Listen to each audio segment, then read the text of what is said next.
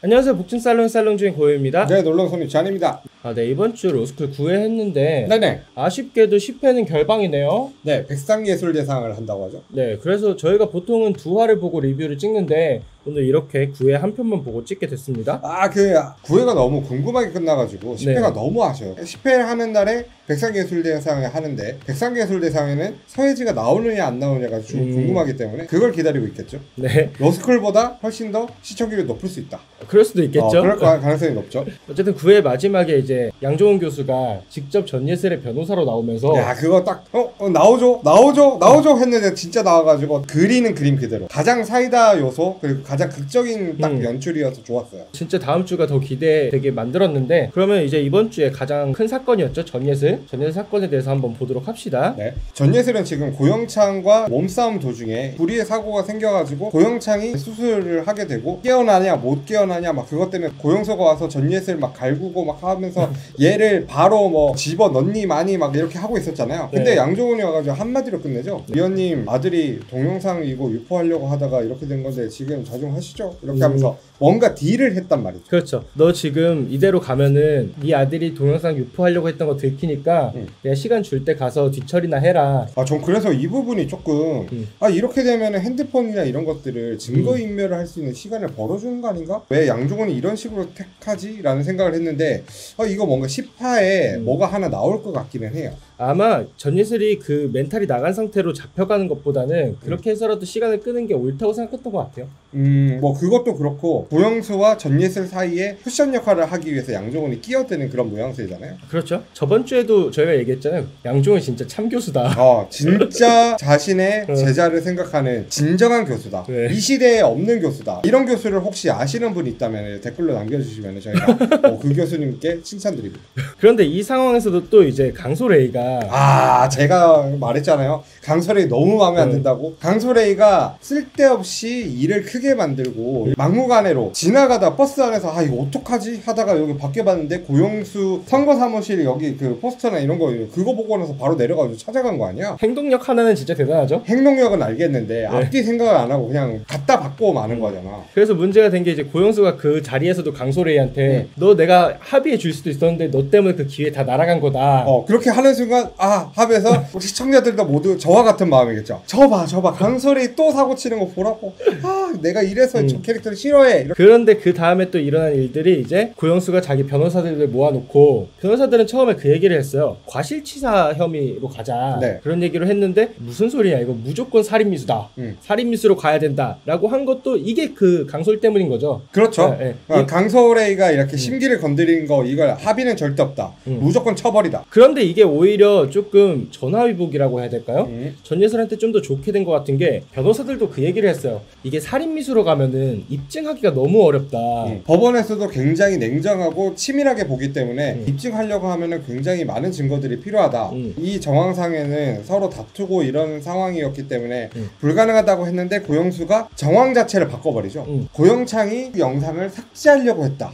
그 와중에 사고가 일어난 것이다. 그러니까 저 여자애가 잘못한 거다. 이렇게 얘기를 한 거잖아요. 완전히 가짜로 만들어버린 거죠. 그러니까 아예 없는 사실을 만들어가지고서라도 살인미수를 만들어서 전예슬을 어떻게든 망가뜨리겠다. 약간 그게 초점이잖아요. 맞아요. 그리고 나서 강소레이가 자기가 좀 그런 섣부른 행동을 한 걸 양종훈한테 고백하잖아요. 거기서 양종훈이 오히려 잘 됐다 뭐 이런 식으로. 그게 그것 때문인 것 같아요. 방금 저희가 말씀드린 것처럼 살인미수가 오히려 입증시키기 어렵기 때문에 오히려 살인미수로 얘네가 기소를 하게 되면 빠져나갈 구멍이 많아진다 이거죠. 무리하게 형량을 더 늘리거나 죄의 재질 자체를 크게 만들 때 오히려 위기를 기회로 바꾸는 그런 방법들이 법률 드라마에서는 되게 흔하게 나오는 그런 설정이란 말이야. 그러니까 맞아요. 이번에도 이게 양종훈에게는 오히려 엎어치기 하기에는 굉장히 좋은 소재였다. 그리고 이게 그거잖아요. 합의를 하지 않아도 되는 방법. 그것도 이제 양종훈이 츤데레처럼 또 알려주죠. 합의하는 방법을 찾으면 되겠네 라고 얘기하면서 나 생각해놨어 정당방위 라고 하니까 한준이가 그래 나도 생각했어 그렇게 얘기하면서 진짜 너무한 거 아닐까? 않습니까? 주변에 강솔의 튜토리얼 선생들이 되게 많은 건 알겠는데 한준이는 맨날 준비해놨어. 맨날 한 발 앞서. 그럴 거면 알려주지. 한준이도 키우고 있는 거야 사실. 그러니까 뭐 피카츄 밥 주듯이 막 이렇게 하는 거 아니야. 이거의 핵심 포인트는 이제 정당방위를 주장을 할 건데 변호사가 없다. 변호사가 없는 와중에 변호사가 누가 할 것인가의 문제였는데, 그런 얘기가 있었잖아. 앞에 김은숙 교수가 내가 할까? 라고 했는데 교수랑 겸임 못 하시잖아요 라는 얘기 이후에 이 양정훈이 교수회의에서 뭐 직위해제 뭐 이런 얘기를 했잖아요. 뭐 이미 직위해제는 당해 있었고. 네, 그러니까 그 얘기를 한 번 더 함으로써 이거 양정훈이구나 라는 기대감을 불러일으키게 한 거죠. 그렇죠. 그러면서 마지막에 왜 이렇게 하나요? 했는데 왔습니다 하면서 마지막에 딱 슬로우 걸어주고 연출 딱 양정훈 나오고 딱 하니까 거기 변호사들 전부 다 막 당황해가지고 양정훈? 약간 그런 느낌이에요. 네네네. 그렇게 얘기하면서 들어오자마자 히든카드도 바로 꺼냅니다. 국민재판. 여론전을 하겠다는 거죠. 그러니까 국민정서를 자극해가지고 이 사안이 얼마나 큰일인지, 그리고 이 국민정서를 건듦으로써 고영수가 대권에 나갔을 때도 불리한 입장이 될 수밖에 없는 여론몰이를 하겠다는 그런 의도인 것 같아요. 그렇죠. 정치인으로서 당연히 타격을 받을 수밖에 없겠죠. 네. 거기 국민청원 재판을 열어서 분명히 양정훈은 불법 동영상을 촬영했다 이런 얘기도 당연히 할 거고. 그렇죠. 그러면 그 아버지인 고영수의 이미지 당연히 타격 가는 거니까요. 그렇습니다. 그래서 지금 진검사 쪽이 좀 얘기하고 있는 거는, 그래도 양정훈이 지금 살인 혐의를 받고 있는데 걔가 하는 말 국민들이 믿어줄까? 그거 하면은 우리도 언론에다가 살인검사 이거 얘기할 거다 이렇게 하면서 여론전으로 펼치겠다는 얘기를 하잖아요. 그런데 그것만으로는 부족했던 것 같아요. 지금 보니까 예고편에서 양정훈이랑 한준이도 누군가에게 쫓기고 있는 것 같고, 그리고 또 전예슬이 뭔가 USB를 누군가에게 뺏긴 것 같은 장면이 나왔어요. 소매치기 당하는 그런 장면. 예. 근데 그 USB는 왠지 뭔가 포렌식으로 해가지고 영상을 얻은 것 같은 느낌? 그리고 아니면은 그 시계에 있는 영상을 얻어서 그런 느낌? 그러니까 어쨌든 가장 중요한 핵심 증거일 것 같다. 맞아요. 하지만 그게 뺏긴 건 줄 알았는데 아니지롱 약간 그렇게 하려고 하는 의도가 보이기는 해요. 처음에는 소매치기 당한 것처럼 이렇게 했지만 어떻게든 구해낼 것이다. 그렇죠. 그래서 증거로 쓰일 것이다. 그럴 것 같아요. 네. 이번 화에서 가장 두드러진 거는 진검사와 양정호 간의 대결입니다. 진검사가 너무 억지 부린다.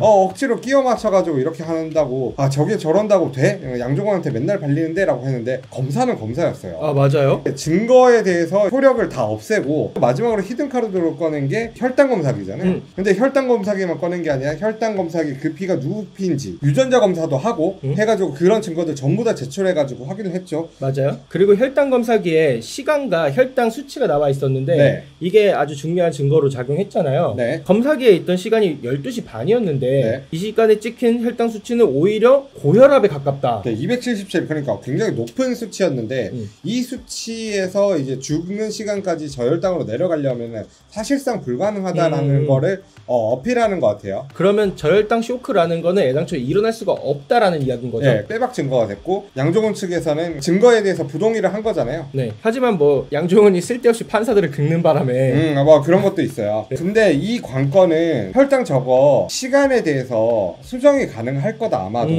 이 혈당 검사기가 증거로서의 효력을 잃을 수 있는 뭔가의 사건이 있을 거예요 분명히. 그거는 조금 더 두고 보면 뭐 시간 조작이 있었거나 뭐 이런 형태로 나오게 되겠죠.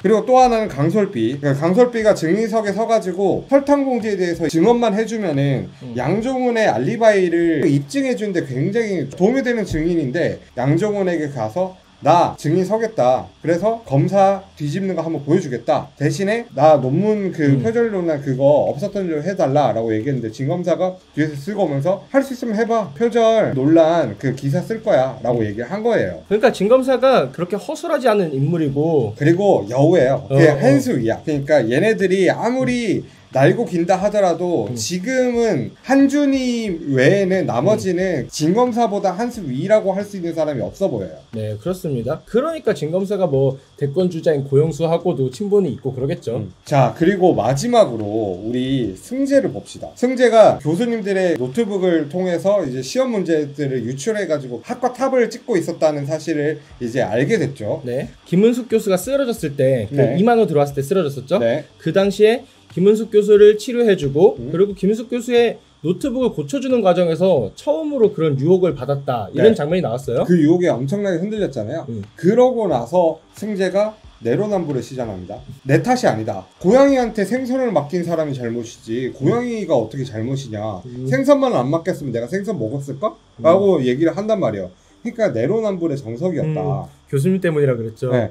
야, 교수님 때문이에요. 뭐 그렇게 얘기하는데 뭐야? 미친 거 아니야? 라는 생각이 들죠. 근데 그 다음에 그래도 유승재가 백지를 내는 모습을 보여주면서 뭔가 자기 양심을 되찾으려고 하는 그런 모습들을 보여줬단 말이에요. 그래서 양심 선언을 하고 양종을 도울 것 같은 그런 뭔가 제스처가 있었어요.